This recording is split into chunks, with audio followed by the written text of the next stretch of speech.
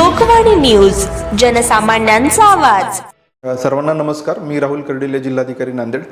आपल्याला सगळ्यांना माहिती आहे की पेट्रोल आणि डिझेल याचा तुटवडा नसतानाही अशी अफवा पसरवल्यामुळे पेट्रोल पंपांवर खूप मोठ्या प्रमाणावर गर्दी होती आणि आपल्या ज्या डेली आवक आहे त्याच्या 2 पट 2.5 पट पेट्रोल पंपांवर अतिरिक्त ताण येतोय।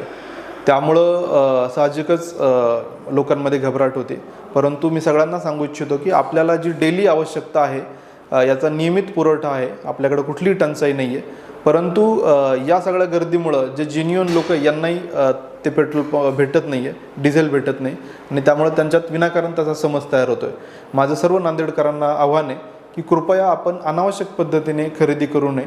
बऱ्याच ठिकाणी आपण मशागतीच्या कामांना तसा अवकाश असतानाही शेतकरी मंडळी मोठ्या प्रमाणात कॅन घेऊन या पद्धतीने पेट्रोल पंपावर येतात। तर हे पण आम्ही पेट्रोल पंप चालकांना आवाहन केले की कुठल्याही वेगळी किंवा सुट्या पद्धतीने कॅनमध्ये अशी कुठलीही विक्री आपण करू नये।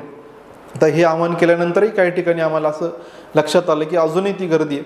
त्यामुळेच आम्ही आज रेशनिंगचा निर्णय घेतला आहे। ज्या आपल्या मोपेड आहेत, म्हणजे गिअरविरहित दुचाकी आहे, त्यांना 200 रुपये, गिअर असलेल्या गाड्यांना दुचाकींना 300 रुपये आणि 4 चाकी वाहनांना 1,500 रुपयापर्यंतच आपल्याला इंधन देता येईल, असं आम्ही आज सर्व पेट्रोल पंप चालकांना ऑर्डर इश्यू करतोय।